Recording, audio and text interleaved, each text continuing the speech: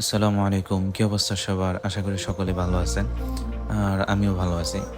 আর আজকে আমি যাচ্ছি বান্দরবন। তো বান্দরবন যাওয়ার পথে কিছু সুন্দর দৃশ্য থাকতেছে। আর যারা বান্দরবন ট্যুরে যাবেন তাদের জন্য ভিডিওটা অনেক কাজের হইতে পারে। তো দেখতে থাকেন। আর আপনারা দেখতেই পারতেছেন এখন রাত ৪টা ৪৭ বাজে। আর আমরা এখনই বের হয়ে যাব। কারণ হচ্ছে আমাদেরকে ট্রেন স্টেশনে যেতে হবে। আমাদেরকে ট্রেন ধরতে হবে।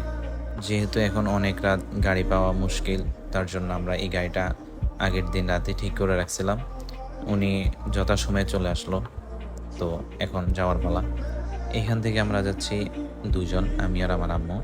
আর আরেকজন আমাদের জন্য অপেক্ষা করতেছে রেলওয়ে স্টেশনে, আমার বড় ভাবি। উনি আমাদের সাথে বান্দরবন যাবে।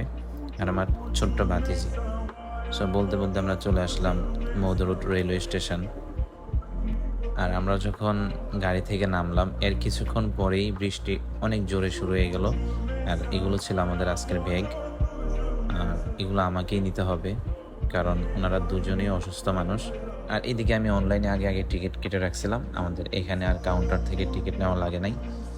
তো অল্প কিছু অপেক্ষার পরে আমাদের ট্রেন চলে আসে। যেহেতু ভোর ৫টা থেকে চাঁদপুর থেকে ছেড়ে আসে ট্রেনটা, মধুরট রেলওয়ে স্টেশনে আসতে ২০ মিনিট সময় লাগে। তো ৫টা ২০-এই মধুরট রেলওয়ে স্টেশনে চলে আসলো ট্রেন।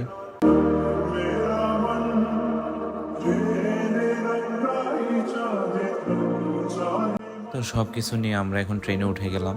তো আমাদের যে সিট নাম্বার ছিল, এখন আমাদেরকে সিট নাম্বার দেখে ওখানে গিয়ে বসতে হবে। আর কোলে যাকে দেখতেছেন উনি হচ্ছে আমার ছোট মা, আমার ভাতিজি। আর দেখতেই পারতেছেন সবগুলো সিটই ধরতে গেলে খালি, কারণ চাঁদপুর থেকে যখন এটা ছেড়ে আসে তখন তেমন যাত্রী থাকে না। তো একটু পরে আবার এই সিটগুলো খালিও পাওয়া যাবে না। আর এটা হচ্ছে হাজীগঞ্জ রেলওয়ে স্টেশন। এখানে দেখতেছেন অনেক যাত্রী দাঁড়িয়ে আছে। একটু পরে ওনারা সবাই উঠে পড়বে এই ট্রেনের ভিতরেই। তারপরেই সকাল হয়ে যায়। আর সুন্দর একটি সকাল, ভালোই লাগতেছিল তখন। তো কিছুক্ষণ পরে আমরা চলে আসি লাকসাম রেল স্টেশন। আর এটা হচ্ছে লাকসাম লেকের পাড়, যেখানে কিনা বিকালবেলা অনেক মানুষের যাতায়াত থাকে। বিকাল টাইম অনেকে এখানে উপভোগ করে। আসলে খুব সুন্দর একটা জায়গা। আর এখানে আসার পর ইঞ্জিন ঘোরানো হয়, তো দেখতেই পারতেছেন সবাই এখানে ফটোশ্যুট করতেছিল। তো আমি দূর থেকে ছোট্ট একটা ভিডিও নিয়ে চলে আসলাম। আর যেহেতু এখন ইঞ্জিন ঘোরানো হচ্ছে, তো সবাই অপেক্ষায় আছে, কিছুক্ষণ পরে আবার এখান থেকে ছেড়ে চট্টগ্রামের উদ্দেশ্যে রওনা হবে। আর অন্যদিকে আমি আমার ছোট মাকে নিয়ে একটু হাঁটাচলা করতেছিলাম বাইরে। বাইরে ঠান্ডা পরিবেশে ওকে নিয়ে একটু হাঁটাচলা করতেছিলাম। ওর আম্মুর কাছ থেকে নিয়ে আসলাম ওকে। আর ওর জীবনে এটাই প্রথম লং জার্নি ওর জীবনে।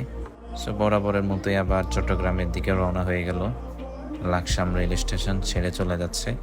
লেকের পাড়টা আসলেই অনেক সুন্দর। ট্রেনে বসে জানালা দিয়ে আসলে বাইরের যে প্রাকৃতিক দৃশ্যটা, এটা দেখার মজাটাই আসলে অন্যরকম। খুবই সুন্দর লাগে, দেখতে খুবই ভালো লাগে। আর এই যে জানালার বাইরে হাত দিয়ে ভিডিও করা, এটা কেউ করবেন না পাকনামি করে। আর আমি চতুর্দিকে দেখতেছিলাম যে কেউ আছে কিনা। যদি কেউ থাকতো আমি ফোন বের করতাম না। আসলে এইভাবে ফোনের হাতের ভিতরে বাড়ি দিয়ে ফোন নিয়ে যায়, ঠিক আছে? তো এইভাবে আর কেউ ভিডিও করবেন না। আর ওই যে দেখতেছেন যারা চলে যাচ্ছে, ওনারা আমার কাছ থেকে হাতের তালি দিয়ে 10 টাকা নিয়ে চলে গেছে। আর ট্রেনে যারা যাতায়াত করছেন তারা অবশ্যই জানেন ওনারা কারা, যে হাতের তালি দিলেই টাকা দিতে হয়। ওনারা সেই লোক। আর সেই জিনিসটা আমি আর আমার ভাতিজি বসে বসে দেখতেছিলাম। আর দেখতে পারতেছেন সে কিন্তু অনেক খুশি। সো দীর্ঘ অপেক্ষার পর আমরা চট্টগ্রাম রেল স্টেশনে এসে নামলাম। তো আকাশটা খুবই মেঘলা মেঘলা ছিল। আর ওইদিকে আম্মু আর ভাবি আস্তে আস্তে আসতেছে।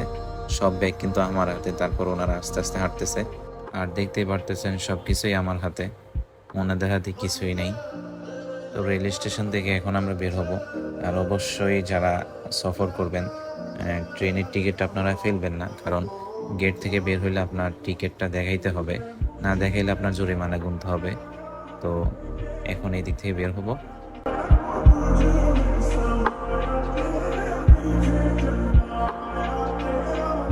যেহেতু আমি অনলাইনে টিকিট কাটলাম, তো আমার মোবাইলের ভিতরে আমার টিকিটটা ছিল, আমার টিকিট আর চেক করা হয় নাই।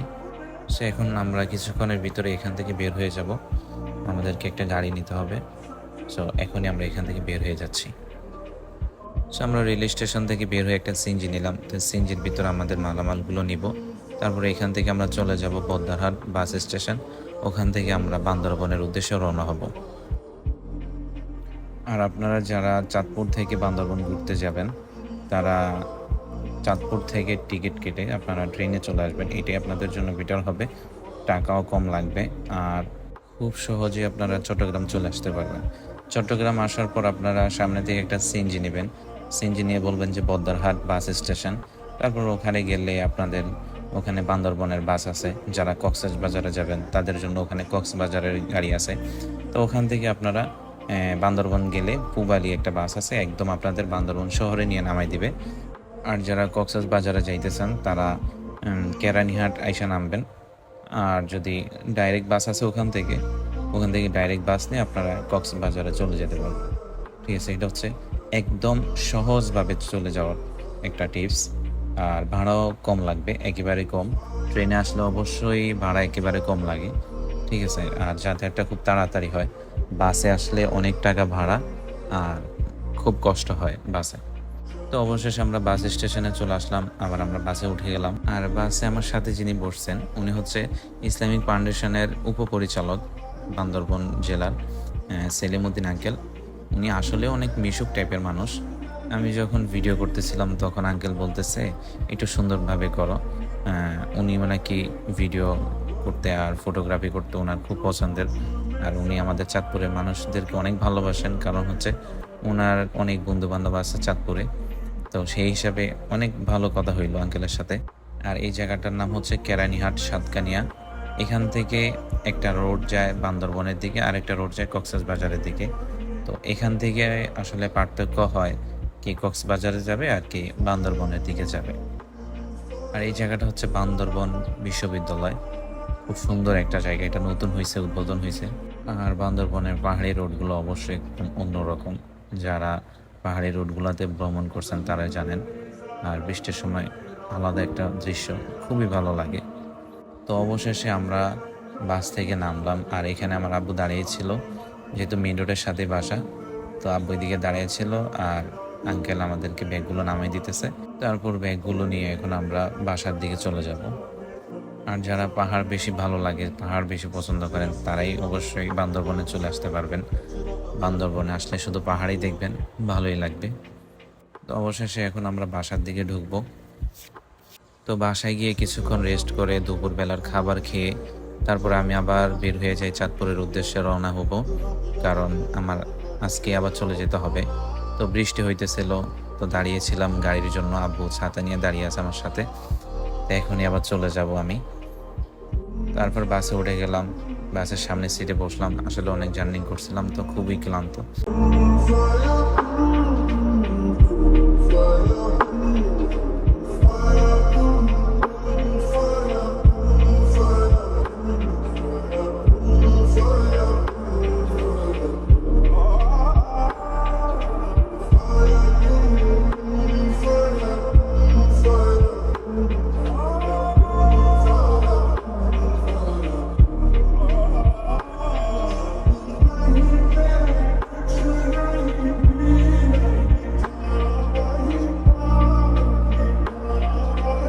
আমরা চলে আসলাম আবার নতুন ব্রিজে। তো টোল দেওয়ার পরে এখন আমরা ব্রিজের উপরের দিকে উঠতেছি। আর দেখতে পারতেছেন অনেক সুন্দর একটা জায়গা। আমি যতবারই আসি ততবারই আমি বাইরের দিকে তাকিয়ে থাকি, আর সুন্দর দৃশ্যটা আমি উপভোগ করতে থাকি।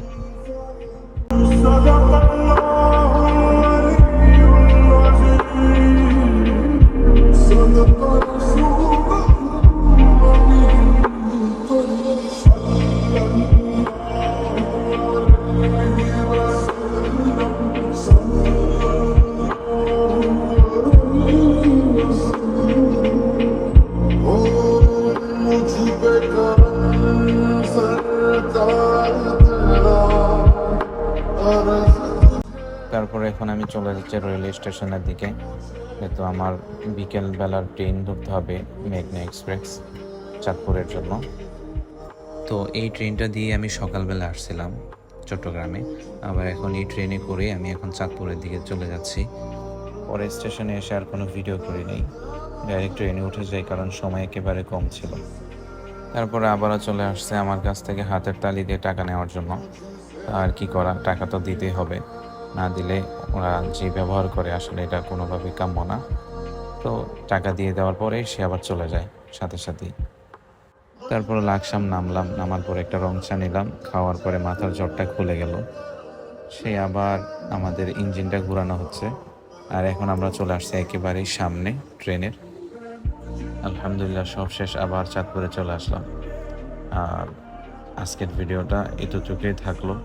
তো সকলে ভালো থাকবেন, আল্লাহ হাফেজ।